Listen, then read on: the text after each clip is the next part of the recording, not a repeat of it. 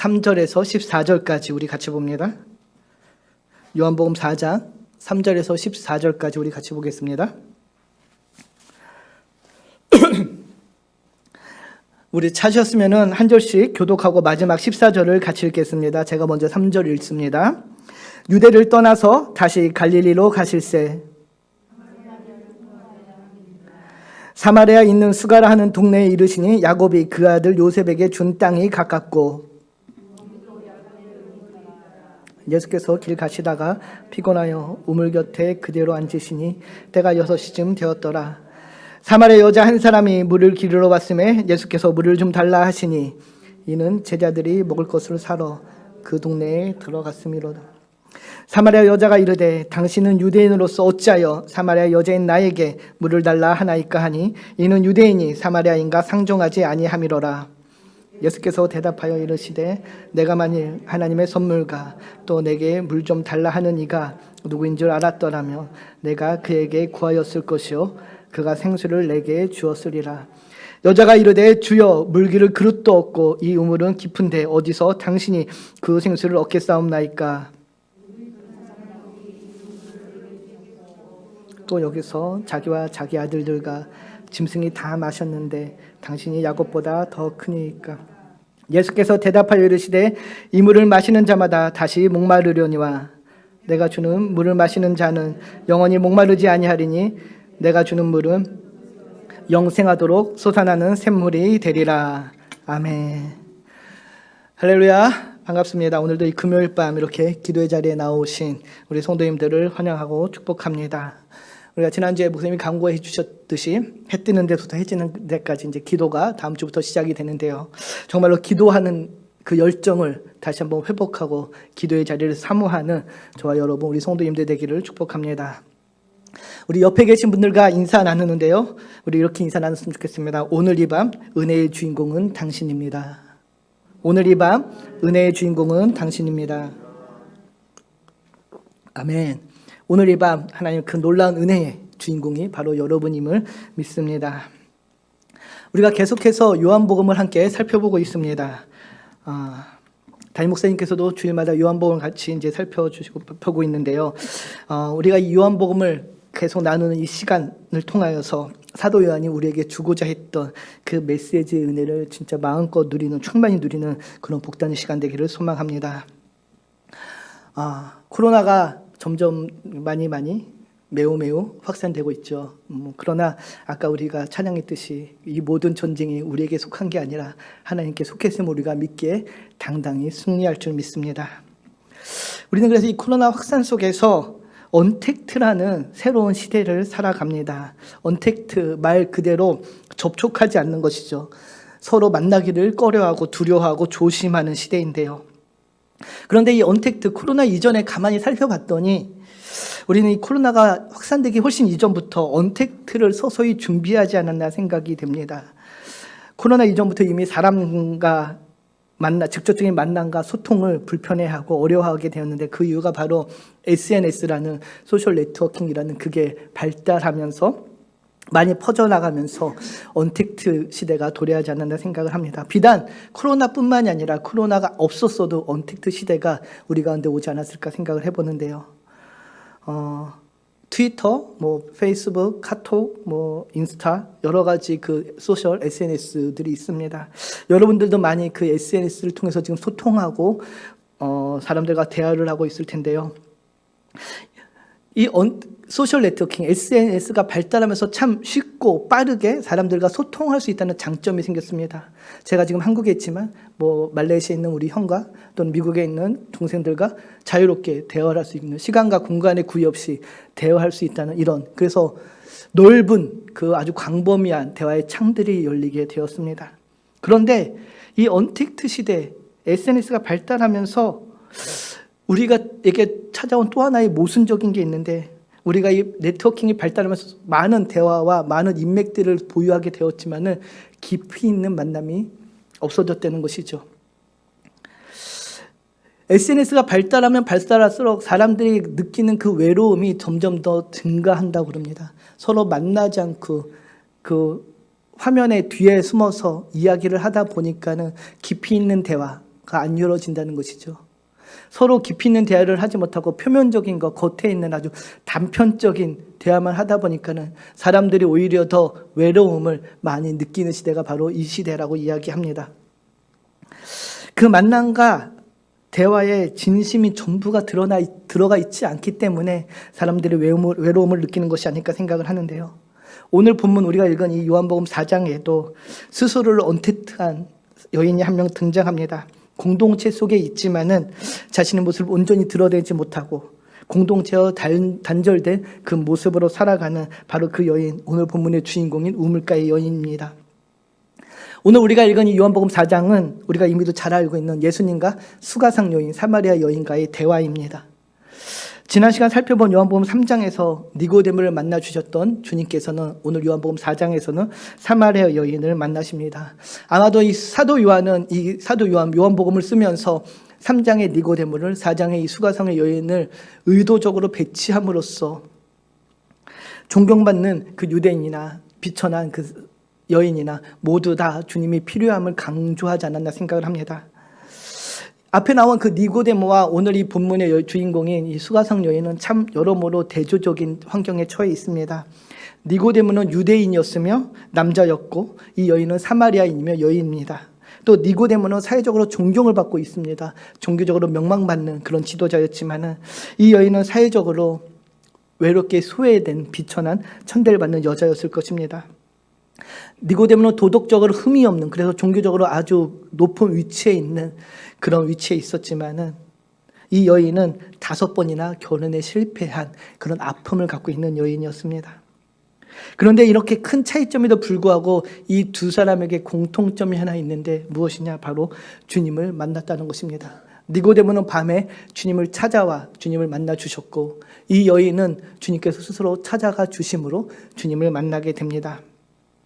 채워지지 않는 갈망과 갈증을 갖고 있는 니고데모와 이 여인 모두가 다 주님이 필요했음을 이 요한은 이 3장과 4장을 통해 우리에게 알려주고자 합니다. 저와 여러분도 채워지지 않는 갈증과 갈망이 있을 것으로 생각합니다. 오늘 이 시간 주님의 사랑으로 채워지는 밤이 되기를 다시 한번 축복합니다. 오늘 주님께서 우물가의 여인을 깨우쳐 주시고 그의 갈망을 채우셨듯 오늘 저와 여러분의 갈망을 채워주실 것입니다. 먼저 오늘 보면 3절을 보면 이렇게 시작을 합니다. 3절을 보면 이렇게 시작을 하는데요. 유대를 떠나사 갈릴리로 가실세. 주님께서 유대를 떠나 갈릴리로 가신다라는 그 시간적 배경을 설명해 줍니다. 오늘 본문은 예수님께서 유대를 떠나 다시 갈릴리로 가는 그 여정 가운데 있는 발생한 사건임을 기록해 주는데요. 유대를 떠나서 갈릴리로 길을 재촉하시는데 주님께서 4절을 보면은 사마리아 땅을 통과해야 된다라고 이야기합니다. 이스라엘 지방 지도를 보면 이렇게 생겼는데요. 지도를 좀 띄워주시겠습니까? 네, 사마리아 녹색으로 된 게 이제 유대와 사마리아 땅입니다. 저 유대라는 글씨 옆에 있는 그 동그란 원이 있는 데가 예루살렘이고요. 이제 그 갈릴리는 저 사마리아 북쪽 위쪽으로 올라가면은 이제 갈릴리라는 녹색 그 황토색이죠. 황토색 땅이 있습니다. 그래서 이제 유대에서 갈릴리로 가려면은 어떻게 가야 되냐 하면은 이렇게 직선 도로를 다음 지도 좀 띄워주시겠습니까? 네, 저 빨간색 길을 통해서 가는 것이 일반적인 경로였습니다.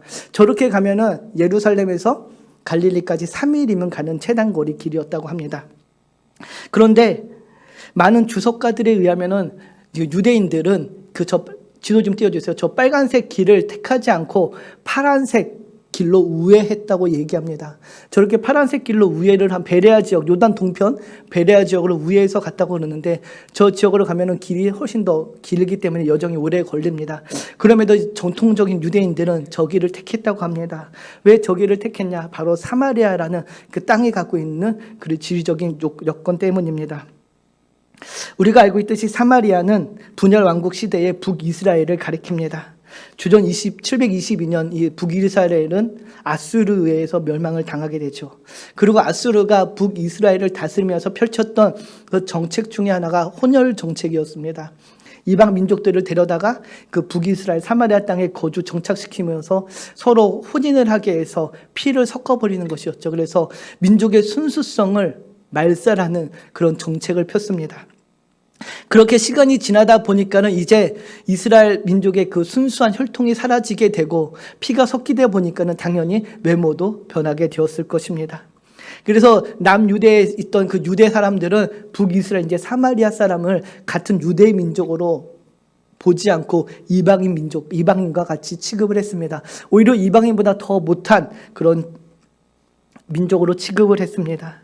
그래서 유대인들, 정통적인 아주 정결한 유대인들은 사마리아 땅을 거치는 것을 피해서 돌아갔다고 이야기합니다. 그러나 대부분의 많은 사람들은 아직도 그 짧은 길, 빨간색 길을 통해서 갔는데요. 주님도 저 빨간색 길을 택해서 이제 사마리아 땅을 지나가고 있습니다. 굳이 주님께서 저 길을 안 가셔도 됩니다. 왜냐하면 지금 많은 유대인들, 바리새인들이 주님을 모함하려고 코투리를 잡으려고 불을 켜고 있으니까는 굳이 구설수에 오르지 않게 해서 주님도 저 파란색 길로 돌아갈 수도 있었지만 굳이 주님은 저 빨간색 채당길을 통해서 여행을 시작을 합니다. 왜 주님께서 저 빨간색 길을 통해서 채당거리를 통해서 사마리아를 관통해서 갔을까요? 4절을 보면 이렇게 이야기하는데 우리 4절을 한번 다시 띄워보시겠습니까? 우리말 성경을 보면은 갈릴리로 들어가려면 사마리아 지방을 거쳐야만 했습니다 라고 이야기합니다. 저 땅을 거쳐야만 했는데 영어 성경에 보면은 Now he had to go through, had to라는 단어를 사용합니다. 사마리아 땅을 통과해야만 했습니다 라고 이야기했죠. 꼭 가야만 이유가 있었다는 것입니다. 이 had to는 가야만 하는 이유, 목적이 있었다는 것인데요. 왜 주님께서는 이 땅을 거쳐 가야 했을까요? 바로 그곳에 주님이 만날 사람이 있었기 때문입니다. 유대인들이 멸시하고 무시하는 그 땅에도 주님의 복음이 필요했기에, 구원받을 생명이 있었기에 주님께서는 그 땅에 주님의 복음, 하나님 나라의 복음을 전하기 위해서 그 땅을, 그 길을 선택했다는 것입니다. 주님이 이 땅에 오신 이유 우리가 기억해야 됩니다. 주님이 왜 이 땅에 오셨습니까? 주님께서는 잃어버린 자를 찾아 구원케 하기 위해 이 땅에 오셨습니다. 그래서 주님은 지금 많은 유대인들이 꺼려하는 그 길을 택해서 일부러 가고 계신 것입니다. 그곳에도, 소외된 그곳에 주님의 복음이 필요했기 때문인데요. 누가복음 19장 10절을 보면 이렇게 이야기합니다. 인자가 온 것은 잃어버린 자를 찾아 구원하려 합니다. 인자가 온 이유 바로 잃어버린 자, 복음이 필요한 자를 찾기 위함입니다. 그래서 주님께서는 굳이 안 가도 되는데 저 길을 택한 것입니다. 누구도 손해보기 싫어하는 시대, 누구도 섬기려 하지 않는 이 시대, 그 시대 속에 주님은 손해보고 섬기기 위해 이 땅에 오셨음을 우리는 기억해야 됩니다. 그런데 이런 주님의 모습을 우리가 보면서도 성도인 우리가 여전히 나의 유익을 위해 이 신앙의 생활, 기도의 생활을 하고 있다면 그것은 주님을 따르는 것이 아니라 세상을 따르는 것임을 우리가 깨달아야 합니다. 주님이 이 땅에 오신 이유를 우리가 그 이유와 목적을 놓친다면은, 그래서 우리가 예수님을 따르는 그 이유가 사라진다면은 우리가 예수를 믿는 그 이유가 사라지는 것입니다. 바라기는 저와 여러분의 기도의 방향이, 우리의 믿음의 그 방향이, 목적지가 잘 되는 나에 초점되어 있다면은 이제는 그 방향과 목적지가 주님의 나라와 주님의 의가 되기를 소망합니다. 주님께서는 이렇게 몸소 그 길을 택하시면서 사마리아 땅으로 들어갑니다. 그리고 마침내 5절을 보면은 수가란 동네에 이르렀다라고 이야기하죠. 그 수가는 세겜이라고 우리가 알고 있는 그 세겜 땅에서 얼마 떨어지지 않은 마을이었는데요. 그곳에 야곱의 우물로 알려진 우물이 있었다고 전합니다. 그리고 본문 6절 7절을 보면 이렇게 전하는데요. 우리 6절 7절을 같이 읽겠습니다. 거기 또 야곱의, 같이 읽습니다. 거기 또 야곱의 우물이 있더라. 예수께서 길 가시다가 피곤하여 우물 곁에 그대로 앉으시니 때가 6시쯤 되었더라. 사마리아 여자 한 사람이 물을 기르러 왔음에 예수께서 물을 좀 달라 하시니, 수가성 그 야곱의 우물가에 도착한 주님께서 6절을 보면은 6시쯤 그 시간에 도착했다라고 이야기합니다. 당시 시간으로 6시쯤 되면은 우리 시간으로 정오, 낮 12시를 가리킵니다. 그 시간에 주님이 거기서 한 여인을 만납니다. 이 수가성 여인에 대해서 성경은 많은 것을 우리에게 알려주지 않습니다. 기록하고 있지 않지만 오늘 본문이 정해주는 그 6시라는 이 특정한 시간이 그 여인에 대해서 우리에게 몇 가지를 설명해 줍니다. 지금 주님께서 도착한 이 수가라는 마을은 지금의 팔레스타인 지역입니다. 그 땅은 주중의 성기후로 아주 고온 건조한 지역입니다. 그래서 낮 12시부터 오후 한 3시까지는 아주 뜨거운 해가 내리쬐는 그런 지역이죠. 그래서 많은 사람들이 그 시간을 피해서 일상생활을 하고 외출을 하지 않고 그 시간대를 피해서 돌아다니는데요. 그런 아주 뜨거운 시간에 한 여인이 우물에 나타난 것입니다. 보통 일반적인 여인이라면은 그 시간에 우물에 나오지 않습니다. 보통 일반적인 사람이라면은 저녁 시간대쯤 오후 해가 질 무렵에 우물에 나와서 물을 깃는 게 보통입니다. 그래서 그 시간대면은 많은 여인들이 나와서 물을 기르고 서로 교제를 하는 그런 장소가 바로 우물이었는데요. 그런데 이 여인은 그 시간을 피해서 일부러 해가 강렬히 내리쬐는 그 시간에 우물에 왔다는 것입니다. 무엇을 뜻하나요? 사람을 만나기 싫어서 피해서 그 시간을 택했다는 것이죠. 우리가 그 이유를 18절 뒤에 가면 알 수 있는데요. 18절에 보면 이렇게 이야기합니다. 너에게 남편 5이 있었고 지금 있는 자도 내 남편이 아니니 내 말이 참되도다. 이 18절의 말씀을 미루어 우리가 추측하면 이 여인은 결혼에 5번 실패한 여인입니다. 결혼에 5번 실패한 이 여인, 아마도 그 마을에서 여러 소리를 들었겠죠. 사람들의 수군거리는 소리, 따가운 시선이 무척 부담스러울 것입니다. 그래서 그 여인은 그 시선을 피해, 그 수군거림을 피해 한낮의 그 뜨거움을 무릅쓰고 지금 우물가에 나온 것이죠. 가부장적 사회 속에서 여인이 5번이나 이혼을 했다는 것은, 결혼에 실패했다는 것은 남편이 여자를 버렸다는 것을 뜻합니다. 한두 번이 아니라 5번이라는 그 실패는 이 여인에게 상처로 남아 있었을 것입니다. 또 세상 사람들의 그 시선도 곱지 않았을 것입니다. 저 여자는 결혼을 5번이나 실패했대. 도대체 뭐가 문제였을까? 그 따가운 시선이 있을 것입니다. 남자들은 아마 그 여인을 창녀와 같이 취급했을 수도 있습니다. 이런 자신의 상황을 이 여인은 너무도 잘 알고 있었기에 한낮의 뜨거움을 무릅쓰고 그 시간 우물에 나온 것이죠. 사람을 피해 우물에 왔는데 그 우물에 한 남자가 있습니다. 근데 그 남자가 갑자기 자신에게 말을 걸지요. 물을 달라고. 주님께서 먼저 그 여인에게 물을 달라고 요청을 합니다. 이 여인이 굉장히 낯설고 당황했을 것은 당연한 것인데요. 9절을 보면 이렇게 이야기합니다. 우리 9절을 같이 한번 보겠습니다. 사마리아 여자가 이르되 당신은 유대인으로서 어찌하여 사마리아 여자인 나에게 물을 달라 하나이까?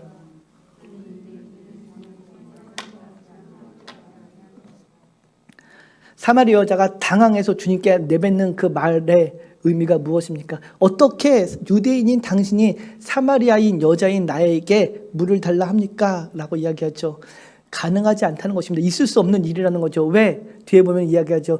유대인이 사마리아인과 상종하지 않았기 때문이다 라고 이야기합니다.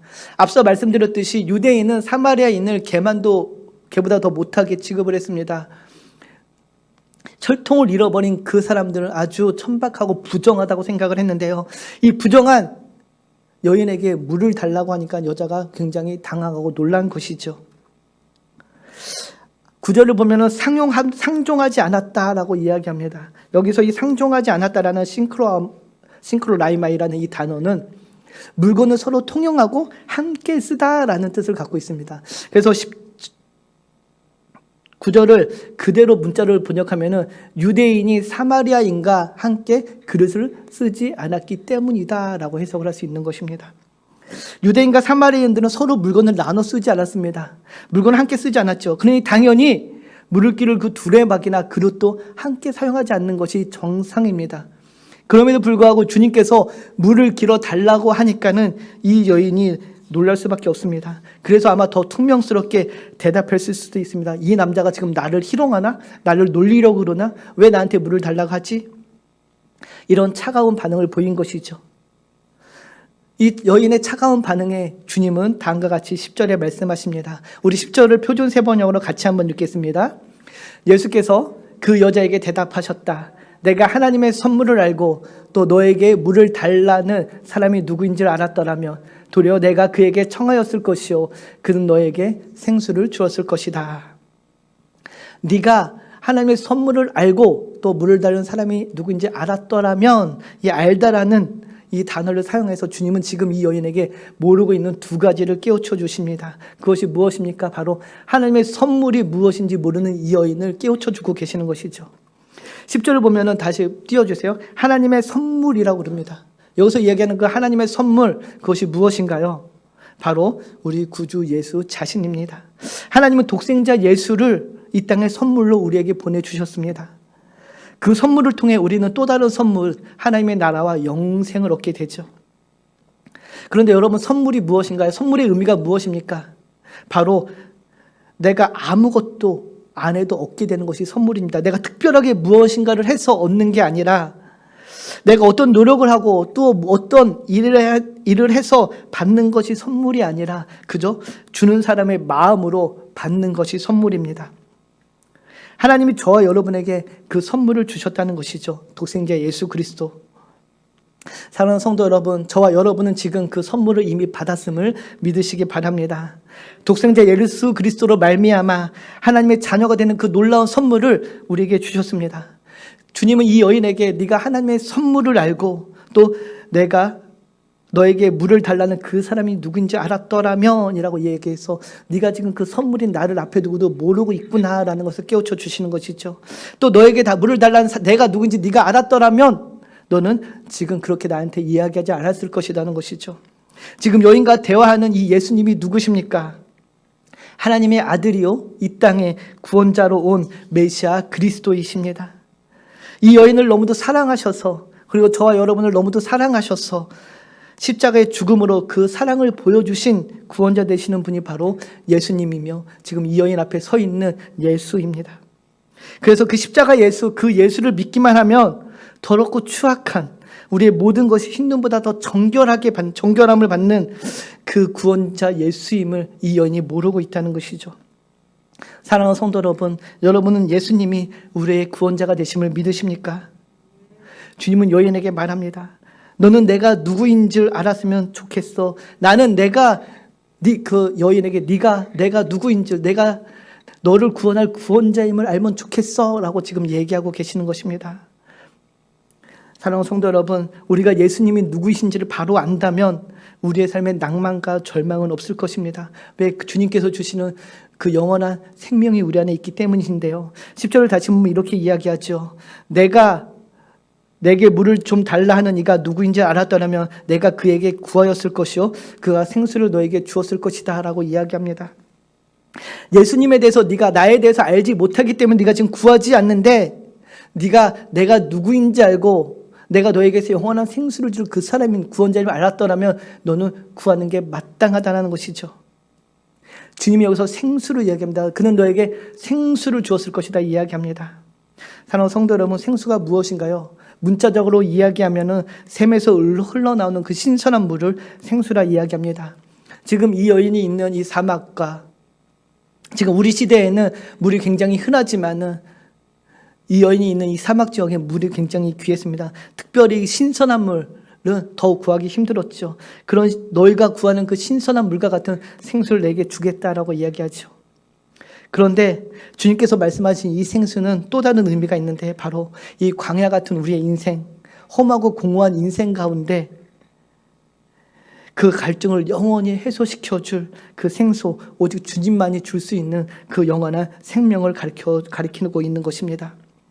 예수님은 이 여인에게 물을 달라고 요청을 했지만 실제로 주님의 이 말씀은 이 여인을 향한 은총의 초대였습니다. 영원히 목마르지 않는 생수를 주시기 위해서 이 여인을 초대하는 그 부름이었습니다. 그러나 안타깝게도 이 여인은 주님께서 주시겠다라는 그 생수의 의미를 깨닫지 못합니다. 당연히 주님이 메시아임을 알지 못했기에, 주님이 구원자임을 알지 못했기에 그 의미를 그저 문자적으로 받아들이죠. 이렇게 깨닫지 못하는 여인에게 주님은 다음과 같이 다시 한번 말씀해 주십니다. 13, 14절인데요. 우리 같이 13절, 14절을 읽겠습니다. 예수께서 대답하여 이르시되 이 물을 마시는 자마다 다시 목마르려니와 내가 주는 물을 마시는 자는 영원히 목마르지 아니하리니 내가 주는 물은 그 속에서 영생하도록 솟아나는 샘물이 되리라. 아멘. 13절을 보면 두 가지 물이 존재합니다. 하나는 여인이 기르려던 그 물이었고요. 또 하나는 주님이 주시려는 물입니다. 여인이 기르려고 찾아왔던 그 우물가의 물, 그 물은 마셔도 다시 언젠가는 목마르게 됩니다.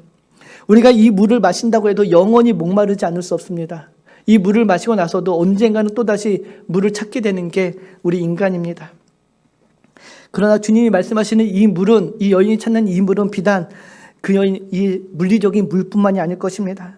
이 세상에서 우리가 쫓아가는 그 모든 것들, 우리의 굶주린 영혼을 채우려고 우리가 찾아가고 쫓아가는 그 모든 가치들, 돈과 명예와 사랑과 쾌락과 그 모든 것들이 다 이 우물가의 물처럼 언젠가는 목마르게 될 것이라는 것이죠. 그것을 우리가 쫓아간들 언젠가는 그 유한한 것이기 때문에 우리는 다시 공허함을 느끼게 될 것이라는 것입니다. 이런 것들은 일시적이며 유한할 뿐입니다. 마셔도 또 언젠가는 목마르게 됩니다. 순간의 만족뿐입니다. 영원한 해결은 없지요. 그러나 주님께서는 내가 주는 물을 마시면은 너는 영원히 목마르지 않게 될 것이다 라고 오늘 우리에게 얘기해 주십니다. 우리의 인생의 갈증은 오직 주님이 주시는 그 생수로만 해소될 수 있음을 말씀해 주십니다. 14절을 다시 보면 이렇게 이야기합니다. 어떻게 이것이 가능한지 말씀해 주시는데요. 우리 같이 한번 읽겠습니다. 내가 주는 물을 마시는 자는 그 속에서 영생하도록 솟아나는 샘물이 되리라. 주님이 주시는 물, 그 물을 마시면 영원히 목마르지 않는데 어떻게 영원히 목마르지 않습니까? 바로 그 속에서 영생하도록 솟아나는 샘물이 되기 때문이랍니다. 우리 안에 생수의 샘이 생기는 것입니다. 더 이상 생수의 샘이 있기에 물을 찾지 않아도 그 솟아나는 샘물로 인하여서 목마르지 않게 되는 것입니다. 사랑하는 한마음 가족 여러분, 우리 안에 샘솟는 이 생수의 샘은 우리 인생을 바꿉니다. 생수의 샘이 있으니, 우리 안에 이 생수의 샘이 있으니 더 이상 광야의 길을 가는 게 두렵지 않게 됩니다. 광야의 길을 갈 때 가장 두려운 것이 목마릅니까? 물이 부족할까? 언제 내가 물을 만날 수 있을까? 그런 두려움이 있지만 우리 안에 이 샘솟는 생수의 샘이 생기게 되면은 그 길을 걷는 것이 두려워지지 않습니다. 내 안에 영원히 솟아나는 샘물이 있기에 목마름에 대한 걱정이 없기에 두려움이 사라지는 것이죠. 무엇이 걱정입니까? 내 안에 생수의 샘이 있는데.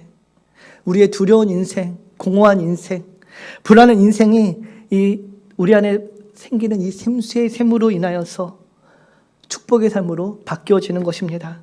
그 변화가 바로 주님이 주시는 생수로부터 시작됨을 여러분 기억하시기 바랍니다. 이 생수가 우리 안에 자리 잡아서 넘치게 됩니다. 그 생수는 무엇인가요? 사도 요한은 요한복음 7장에서 다음과 같이 그 생수에 대해서 설명해 줍니다. 요한복음 7장 37절에서 39절 우리 같이 한 목소리를 읽겠습니다. 명절 끝날 곧 큰 날에 예수께서 서서 외쳐 이르시되 누구든지 목마르거든 내게로 와서 마시라. 나를 믿는 자는 성경의 이름과 같이 그 배에서 생수의 강이 흘러나오리라 하시니 이는 그를 믿는 자들이 받을 성령을 가리켜 말씀하십니다. 예수께서 아직 영광을 받지 아니하셨으므로 성령이 아직 그들에게 계시지 아니하더라. 앞서 요한복음 4장에서 말하는 것과 7장 30절에 그 배에서 생수의 강이 흘러나오리라 동일한 말씀입니다. 나를 믿는 자, 우리 구주 예수를 믿는 자에게 생수의 강이 흘러넘치는 축복이 임하는 것입니다. 그 생수의 강이 무엇입니까? 바로 우리 안에 내주하시는 성령 하나님이십니다. 내내 넘쳐나는 그 생수의 샘의 근원은 바로 성령 하나님의 내주하심입니다. 우리 안에 성령 하나님이 내주하심으로 성령의 생수가 솟아나는 것입니다. 이 솟아나는 생수는 그저 차 있는 것이 아니라 넘쳐 흐르게 되는 것이죠. 그래서 내가 가는 곳마다 그 생수의 샘이 흘러 넘치게 내가 있는 그 모든 곳이 복 있는 땅이 되는 것입니다. 내가 너를 부른 것은 복의 근원이 되겠다 하는 그 말씀이 바로 성령의 내주하심으로 이 땅 가운데 우리 가운데 나타나고 실현되는 것입니다. 사랑하는 성도 여러분, 우리 안에 그 생수의 샘이 있음을 믿으시기 바랍니다. 오늘 주님께서는 이 사마리 여인을 초대하면서 그 생수의 샘이 너희 안에 있음을 네가 받게 될 것임을 약속해 주시는 것입니다. 오늘 설교의 제목이 왜 굳이 사마리아로입니다. 우리 주님은 왜 굳이 사마리아를 경유지로 삼아서 가셨을까요? 바로 그 땅에 이 생수의 샘이 있음을 알려주기 위함입니다. 이 여인을 만나고 수가성 사람들을 만나서 영원히 목마르지 않는 생수가 있음을 알려주시기 위해 주님은 굳이 그 길을 걸어가신 것입니다. 그리고 그 주님이 오늘 저와 여러분에게도 찾아오셨습니다. 그리고 영원히 목마르지 않는 생수를 주셨습니다. 오늘 우리 주 예수 그리스도를 믿음으로 말미암아 주님께서 주시는 그 영원히 목마르지 않는 그 생수인 성령을 우리가 받게 됩니다. 그리고 성령이 우리 안에 충만하게 내주하심을 고백하게 됩니다. 당시 존경을 받던 니고데모나 이 사마리아의 비천한 삶을 살아가던 여인이나 주님의 복음이 필요했습니다. 그리고 그 복음을 인하여서 성령의 생수를 받게 됩니다. 저 여러분에게도 그 성령의 생수가 필요함을 고백하시기 바랍니다. 그리고 오늘 예수를 그리스도를 믿고 그 성령의 생수를 받아 우리의 삶 가운데 그 넘쳐 흐르는 생수로 말미암아 이 땅 가운데 하나님의 그 놀라운 사랑을 은혜를 증거하는 저와 여러분이 되기를 주님의 이름으로 축복하고 축원합니다. 기도하겠습니다. 참 좋으신 하나님 감사합니다. 날마다 우리의 삶의 자리에서 해결되지 않는 목마름을 가지고 있음을 고백합니다. 오랜 시간이 지나도 해결되지 않는 목마름, 이 세상의 가치를 쫓아가지만 해결되지 않는 목마름이 있음을 고백합니다.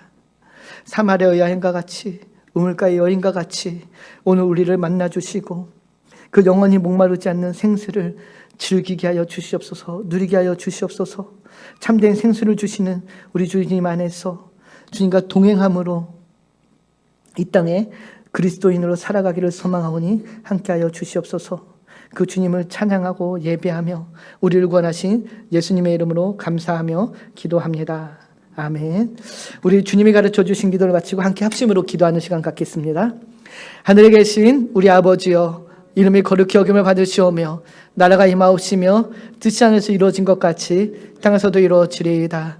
오늘날 우리에게 일용할 양식을 주시옵고 우리가 우리에게 죄 지은 자를 사하여 준 것 같이 우리의 죄를 사하여 주시옵고 우리를 시험에 들게 하지 마시오며 다만 악에서 구하옵소서. 대개 나라와 권세와 영광이 아버지께 영원히 있사옵나이다. 아멘.